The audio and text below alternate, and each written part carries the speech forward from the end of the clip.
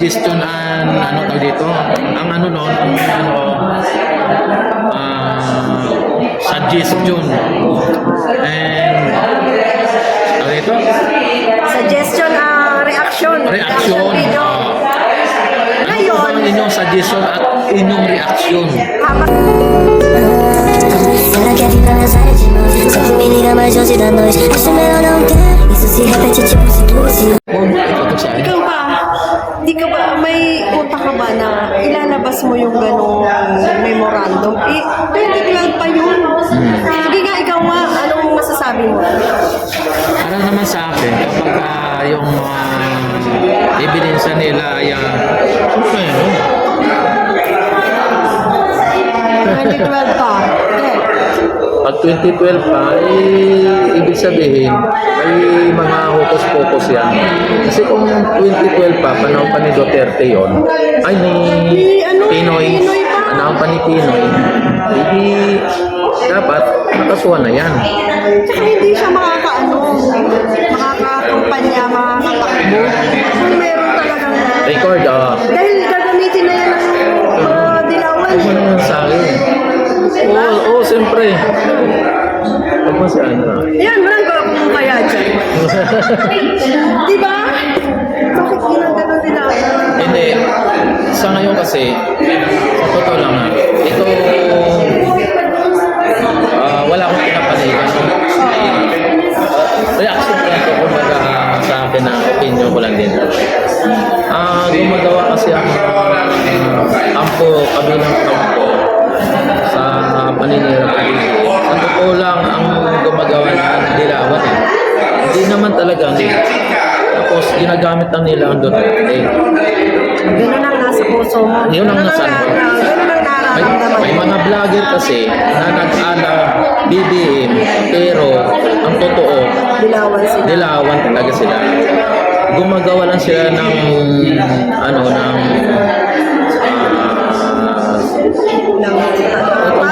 gumagawa lang sila ng dahilan para kunwari ay sila kumbaga gumagawa sila ng Tahimik sila.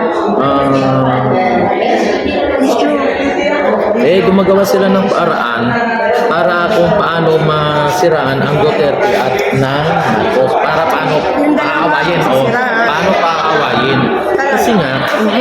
Kasi nga, ang magkakaano dyan, pagka nagkasiraan ang Duterte at saka ang Marcos, sino ang ng beneficiary niyan? Kundi ang mga dilawan. Natatawa ang mga dilawan yan eh. Tulad yan ng mga, alam mo naman kung sino mga dilawan. Lalo na mga kaliwa, kunwari, kampi sila kay BBM. Pero ang tutusin, tinitira nila ilalim. Sabi nga ni Saray, huwag kang magtiwala sa mga kaliwang grupo. Mga traidor talaga yan. Wala talagang yan. Noon pa yan. Ibig sabihin, ano nga yung gagawin ni Di ba si BBM nagtitiwala sa kay Sara? kay Franz Castro, kay Taunisa, o tapos pati kay Contiveros. Ay alam naman natin, kaya nga tinitibag nila ang SMNI para wala nang magbibigay ng tamang impormasyon tungkol sa kanila. Nakikikampi sila sa kay BBM para si BBM kampihan sila. Ito naman kasi sa totoo lang Marcos, pero kasama sa kanyang gabinete dating mga dilawan. Anong ba mayroon? Di ba? Sino naglagay sa kanila sa pwesto? Yung mga dating dilawan na siyang sumira din dati sa mga Marcos. O di ba?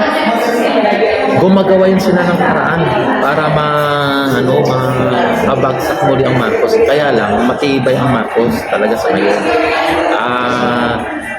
Ang ginagawa nila, inuuna nilang tinitibag ang Duterte. Sa totoo lang, sa Dilawan at saka sa mga Duterte, mas maraming nagawang mga Duterte sa mga Dilawan. Oh. Pinabagsak ng Dilawan ang Pilipinas.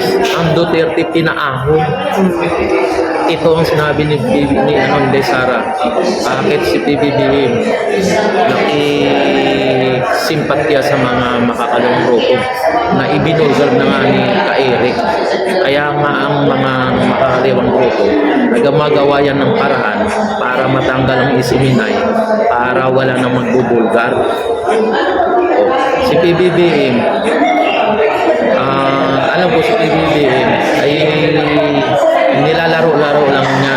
Kaya lang, sa totoo lang, Si BBM yan. Si puting ano yun. ito idol ha. Ito idol. Gusto ni BBM, unitim pa rin. Hindi naman inaaway ni BBM si Duterte. Ang mga ano lang, Tauhan. mga Supporters. supporter, vlogger. Vlogger Mga lang. vlogger lang nagpapaaway. Sino ang mga vlogger na yun? I-search mo yung mga nag ng mga vlogger na pinapaaway ang mga Marcos at Duterte. Dati mga vlogger ng mga Dilawan yun ah. Kaya nga. O, vlogger nila Isko, vlogger nila Lugaw, vlogger nila dito. Basta yung mga kalaban mga lahat, ng mga ano. election. Oh, yun naman ang nagkukontent ah. Para lang sila may views. Oh. Wala Kung namang ano-ano na lang sinasabi. No? kaya gumaganti ang mga Marcos dahil binabanatan din ng mga Duterte vloggers. Hindi naman yun sindi ang pospro o ang pospro hindi magsindi ang pospro kung hindi mo i-kiss-kiss. May taga-kiss-kiss eh. Oh, bakit nila pinapaniwalaan si Contiveros? Binabanatan si Sara. Bakit? Siya ba walang uling sa mukha? Ang PhilHealth, sinisingil na ni Duterte, hindi nga mabigay-bigay. Magkano ang PhilHealth na wala sa gobyerno, sa kaba ng PhilHealth? Hindi naman may paliwanag ni Tiberos yan eh. Bakit sa banat kay Inday Sara? Wala namang ano si Inday Sara. Diba? Wala namang sagot. Nananahimik ka rin. Si ano naman kasi, si Marika, sa totoo lang, dati talagang, hindi naman talaga yan loyalist si Marika eh. DDS talaga yan eh. Talaga. DDS ka pala bang Harlika? DDS naman talaga Ano yan. yung hindi na drama-drama niya na talagang umiyak-iyak pa raw siya nung ni Hindi yan ano. Ito naman, ang mga kay PBB, sa totoo lang talaga, maganda ang ekonomiya natin ngayon. Ito lang ang issue nila tungkol sa mga Duterte kasi gusto ng mga Dilawan ibagin ang mga Duterte. Kasi nakaano na yan eh. Tinik yan sa kanila. Nakataga na yan sa bato na ang Duterte ang susunod na magiging presidente. Si Romualdez, pag tumakbo si Romualdez sa pagka-presidente, tapos hindi Sara ang kalaban niya. Ako, maka-Marcos ako, pero Duterte ang ibubuto. Pero ano naman masasabi mo ngayon yung kay Inday Sara at kay Tulfo? Mas lamang si Tulfo. Alam mo kasi, sa totoo lang, kay Tulfo naman, wala naman tayo masabi kay Tulfo. Pero, isa din yan sa mga naging ni Duterte dati. Di ba, gusto niya dati, kalabanin si Duterte. Yung 50 million niya subscriber niya versus 16 million na voters ni Duterte. Nagkaanohan sila doon sa mga subscribers. May balak talaga si... Kamusta yung 50 million niya? 50 million pa ba? Ang 50 million niya dati, nagbalik sa 27. 24 muna. Nag-24. Nagbalikan na yung iba, kaya 27 na siya ngayon. Isipin mo 50 plus subscriber. Sa tingin mo, Bumagsak ng 24, tapos nagbalik ng ano kaya 27. yan si kakandidato. Sa ngayon, dahil sa social media, malakas si Tolpo, may laban siya. Chance, oh. May chance siya. Marami Pero, kasing nagpapatakbo sa pero kanya. 50-50. Pero pagdating kasi sa performance, pagdating sa, hindi naman abogado. Sa mga ano kasi, Performance okay siya. Sa pe- Talagang ano, sa totoo lang, sa performance, mas maganda ang performance ni Sara. basta Si Sara, hindi lang Experience niya sa Davao. Hindi lang nag-ano si Sara, hindi lang nakikita sa social media. Si Tolpo kasi sa social media. Kaya nasabi mo, Oo. maganda ang performance ni Tolpo dahil sa nakikita lahat ng galaw niya.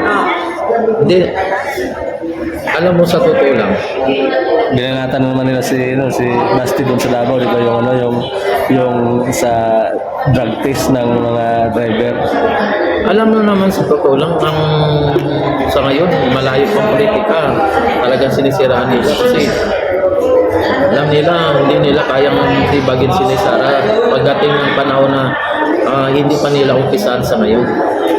Kung sila yung mag-umpisa ng ayun ang eleksyon, malapit na nag-file na ng candidacy, wala na silang magagawa. sabi mo na talagang halatang halata ka na DDS ka. Ako? Oo. Ako naman, hindi ako DDS, hindi din ako loyalist. Love mo lang talaga si Sara. Hindi ako DDS, hindi din ako loyalist. Wala. Sa totoo lang. Kasi sa totoo lang, sa anong panahon ng Duterte, hindi naman si Duterte binoto ko. Naging nagustuhan ko lang si Duterte nung time ng mga 3 years sa president na siya. Ako dyan. Kasi doon ko na nakita yung porsigido niyang baguhin ang mga Pilipino at may nakita tayong mga bill na naumpisa. Ako din, si BBM tayo ngayon, president tayo, yun ang ating suporta. Hindi naman talaga dapat. Kapag ang presidente, kung sino ang Akala ko si Putinahas. kung sino ang kasalukuyang presidente, dapat yan ang suportahan. Katulad dati, nung panahon ni Pinoy, sinusuporta naman natin si Pinoy. O nung panahon ni Duterte, sinuporta naman natin si Duterte. O, bakit ngayon ayaw niyang suporta si Bibi?